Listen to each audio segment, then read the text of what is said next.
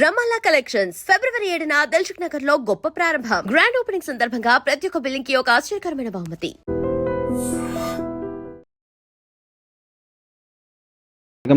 This is Pawan. ప్రస్తుతం నేను Devi Sri jewellers Moosapet దగ్గర అయితే ఉన్నాను. సో గోల్డ్ రేట్ కి సంబంధించి డైలీ విపరీతంగా చేంజెస్ వస్తున్నాయి. ఇంటర్నేషనల్ మార్కెట్ వల్ల కావచ్చు, అదేవిధంగా డాలర్ ఫ్లక్చువేషన్స్ వల్ల కావచ్చు, వాట్ ఎవర్ రీజన్స్ ఇక్కడ ఎలా ఉంది, కస్టమర్స్ ఏం తీసుకుంటున్నారు, ఏం ప్రిఫర్ చేస్తున్నారు, మేకింగ్ ఛార్జెస్, ఎక్స్చేంజ్, వాటన్నిటి గురించి ఒకసారి దేవిశ్రీ జ్యువెలర్స్ ఓనర్ ఉన్నారు, సార్ మనతో ఉన్నారు. ఒకసారి సార్ని అడిగి తెలుసుకుందాం. నా పేరు గౌతమ్ సార్. నేను మూసాపేట నుంచి ఉన్నాను. Maximum gold up and downs అయితే చాలా ఎక్కువ ఉంది. కస్టమర్స్ కొంచెం ఇబ్బందిగానే ఉంది, మాకు కూడా కొంచెం ఇబ్బందిగా ఉంది. ఇంత ఫ్లక్చుయేషన్స్ రోజు 20-30,000 డిఫరెన్స్ పడుతుంది ఒక్కొక్క రోజున. సిల్వర్లో మాక్సిమం అయితే ఇంకా ఎక్కువ కూడా ఉంది ఈ రేట్ ఫ్లక్చుయేషన్ అనేది.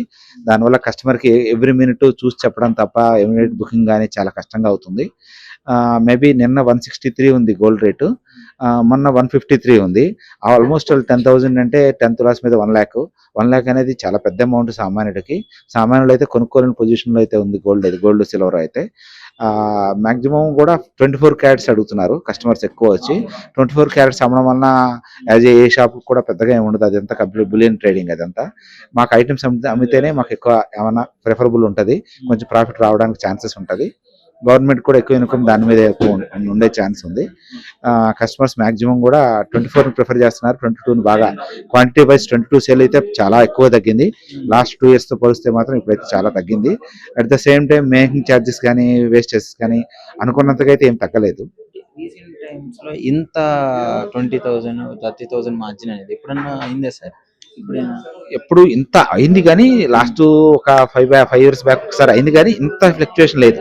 1,000 రూపీస్ వేరియేషన్ వచ్చేది. కానీ ఇప్పుడు ఏకంగా 10,000, 20,000, 30,000 అప్ టు పర్ డే 30,000 కూడా మారింది. అది కొంచెం చాలా ఎక్కువ, కొంచెం కాదు చాలా ఎక్కువనే చెప్పాలి.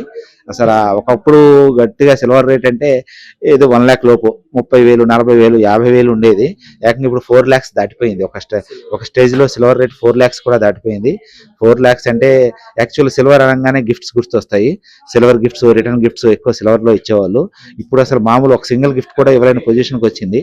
40,000 రూపాయల గిఫ్ట్ అంటే 10 తులాలు లేకుండా సిల్వర్ గిఫ్ట్ పెద్దగా రాదు. అట్లీస్ట్ తులం పెట్టాలంటే కూడా 4,000 రూపాయలు. మాక్సిమం 1,000-2,000 గిఫ్ట్ ఎక్కువ. మన మిడిల్ క్లాస్ పీపుల్ అందరూ కూడా 1,000-2,000 పెడదాం అనుకుంటారు. అటువంటిది 40,000, 30,000, 20,000, ఈవెన్ అప్ టు తులం పెట్టాలంటే కూడా 4,000-5,000 అవుతుంది.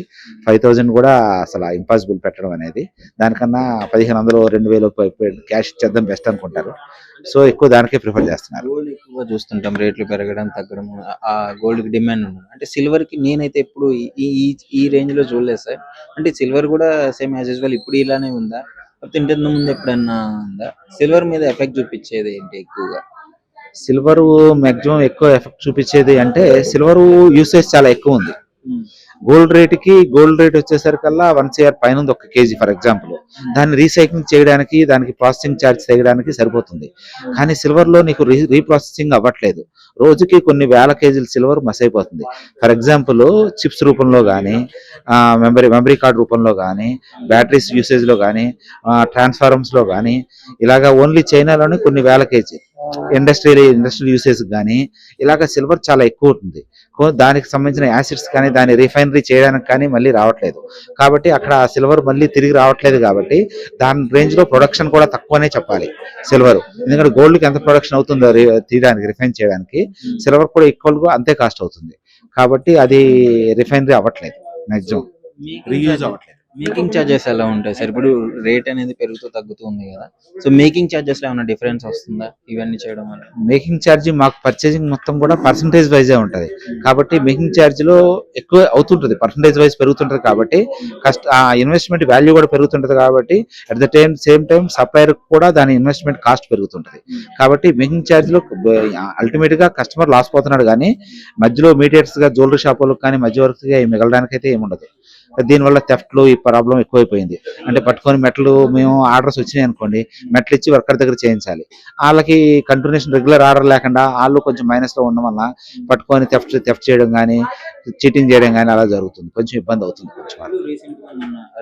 గోల్డ్ రేట్ బాగా తగ్గినప్పుడు కొన్న వాళ్ళు ఉంటారు కదా, మోస్ట్లీ కొన్న వాళ్ళు ఇప్పుడు రేటు బాగా పెరిగినప్పుడు ఎక్స్చేంజ్లో తీసుకొని ఉంటారు కదా, సో అప్పుడు ఏమన్నా ఎక్స్చేంజ్ వల్ల ఏమీ ప్రాబ్లం అయితే మాకేమీ లేదు.